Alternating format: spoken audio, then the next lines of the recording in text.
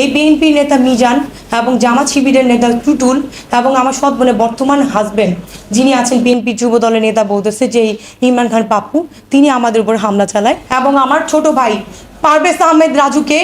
এলো পাথারিভাবে মারধর করে এবং তাকে চোখ কানা করে দিয়েছে, তার হাত পা ভেঙে দিয়েছে এবং আমার সন্ত্রাসী চাচা মোহাম্মদ আলী ময়না এর আগে আমার চোখ কানা করে দিয়েছেন। জাহানবী আমি ইতিপূর্বে সাংবাদিক সম্মেলন করেছি। দীর্ঘ 2 বছর আমি সাংবাদিক সম্মেলন করার কারণে আমি সেভ অ্যান্ড সিকিউর ছিলাম, কিন্তু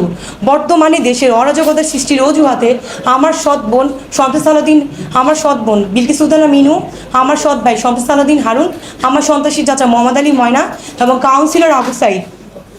এবং আমার চাচার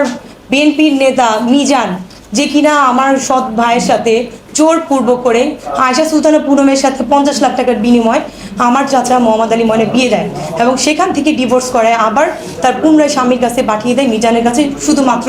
বিএনপির জন্য।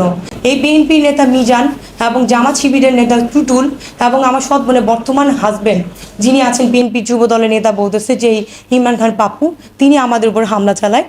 12/8/2024 তারিখে। আমার সৎ বোন বিলকিস সুলতানা মিনু সন্ত্রাসী প্রকৃতির আচরণ, প্রথম সে বিয়ে করে একজন টিচারকে,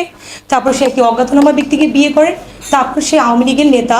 যে খন্দকার মনির রহমান জুয়েল, সে প্রভাবশালী একজন ব্যক্তিকে বিয়ে করেন। তারপর সে বিয়ে করেন হচ্ছে ব্যাংকের টাকা আত্মসাৎ করার জন্য শফিকুল ইসলামকে, যেখানে আমাদের 8 কোটি টাকা আমার সৎ বোন বিলকিস সুলতানা মিনু, সৎ ভাই সন্ত্রাস আলাদিন হারুন আত্মসাৎ করে সে টাকা নিয়ে মালয়েশিয়া এসে চলে যায়। তারপর সেই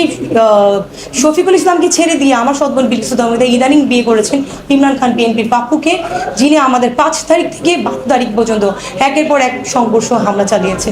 আমার সৎ বোন বিলকিস সুলতানা মিনু শুধুমাত্র আমার বাবার সম্পত্তি আত্মসাৎ করার জন্য একের পর এক বিয়ে করেন, কখনো আওয়ামী লীগ, কখনো বিএনপি, কখনো অজ্ঞাতনামা লোকদেরকে হাজির করেন এবং আমাদের উপর হামলা চালায়।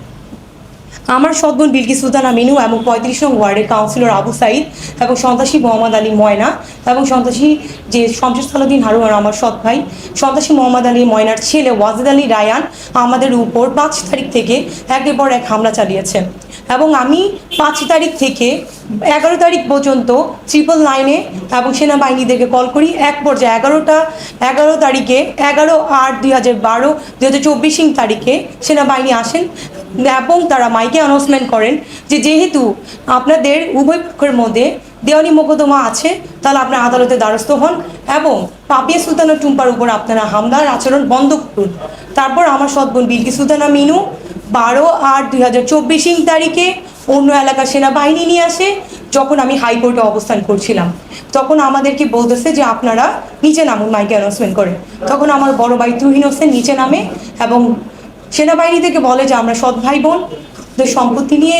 বিজ্ঞ আদালতে মামলা চলছে এবং 4 মাসের মধ্যে মামলাটি শেষ করার জন্য বিজ্ঞ আদালত নির্দেশ দিয়েছেন, কিন্তু আমাদের এখনও মামলাটি চলমান অবস্থায় আছে এবং আমাকে এই সৎ বোন বিলকিস সুলতানা মিনু, সৎ ভাই শামসুল সালাউদ্দিন হারুন এবং সন্ত্রাসী মোহাম্মদ আলী ময়নার আইনজীবীগণ আমার জেরা করছেন। এমতো অবস্থায় বিজ্ঞ আদালতে নিষেধাজ্ঞা থাকা সত্ত্বেও তারা অন্য এলাকার সেনাবাহিনীদেরকে ভুল বুঝিয়ে আমাদেরকে সন্ত্রাস চাঁদাবাজ বানিয়েছে, মিথ্যা আচরণ করেছে এবং আমার বড় ভাইকে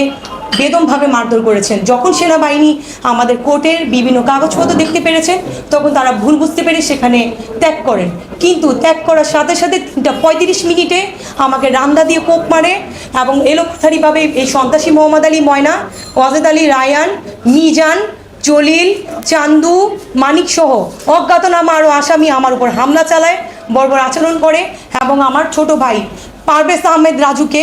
এলো পাথারিভাবে মারধর করে এবং তাকে চোখ কানা করে দিয়েছে, তার হাত পা ভেঙে দিয়েছে। প্রত্যেকটি ভিডিওস আমাদের সিসি ক্যামেরা এবং এলাকাবাসী করেছেন। একটা মানুষ আমাদেরকে সাহায্য সহযোগিতা করতে এগিয়ে আসেন নাই। 12 তারিখে যে আমাদের উপর যে হামলা হয়েছে, যে একটা অমানবিক আচরণ হয়েছে, আমাদের এলাকাবাসী ময়নার ভয়ে, সন্ত্রাসী কাউন্সিলর আবু সাইদের ভয়ে কেউ আমাদেরকে সাহায্য করতে এগিয়ে আসেন নাই এবং তারা আমাদের শুধু ভিডিও করেছে। ওই দিন আমরা হয়তো মারাও যেতে পারতাম, 4টা ভাই বোন, আমার মা,